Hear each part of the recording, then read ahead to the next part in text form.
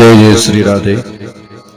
આવી જ ભક્તિમય કથા શ્રવણ કરવા માટે ચેનલને જો તમે લાઈક સબસ્ક્રાઇબ ન કરી હોય તો સબસ્ક્રાઇબ કરી દેજો, જેથી કરીને આવી ભગવત સુંદર ભાગવતજીની રામાયણજીની કથાઓ તમને નિત્ય સાંભળવા માટે મળે। જય જય શ્રી રાધે। માણસના જીવનમાં વિવેકની પ્રાપ્તિ ક્યારે થાય છે? તો કે માણસના જીવનમાં વિવેકની પ્રાપ્તિ માત્ર સત્સંગ દ્વારા થાય છે। અને સત્સંગ કોને મળે છે? તો કે જેના ઉપર પ્રભુ કૃપા હોય છે ને તેને જ સત્સંગ મળે છે।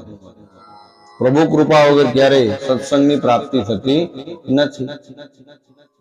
તુલસીદાસજી બહુ સરસ લખ્યું છે કે બિनु સત્સંગ વિવેક ન હોય, બિनु સત્સંગ વિવેક ન હોય, રામ કૃપા બિनु સુલભ ન સોઈ, રામ કૃપા બિनु સુલભ ન સોઈ, બિनु સત્સંગ વિવેક ન હોય।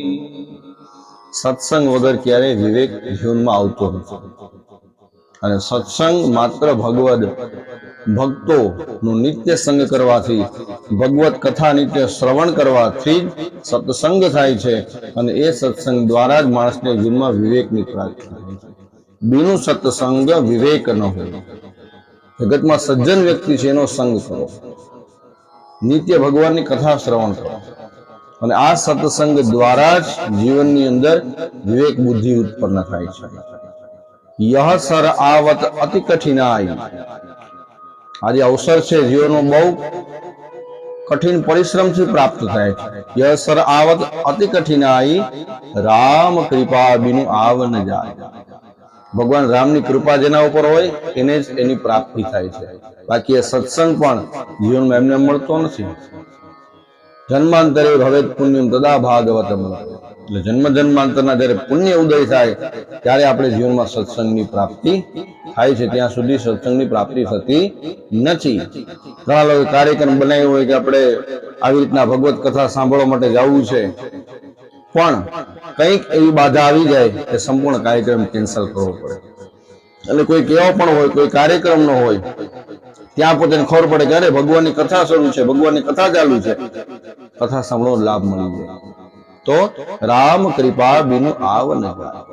ભગવત કૃપા વગર એ સત્સંગની પ્રાપ્તિ જીવનમાં થતી નથી। એટલે વિવેક પ્રાપ્ત કરવો હોય જીવનની અંદર, વિવેક તો માત્ર સત્સંગ દ્વારા જ પ્રાપ્ત થાય છે।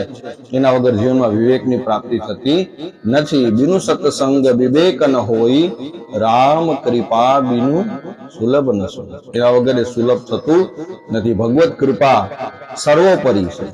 ભગવત કૃપા હોય તો જ જીવનમાં આપણને એ પ્રાપ્તિ થાય છે, સત્સંગનો લાભ આપણને જીવનમાં મળે છે।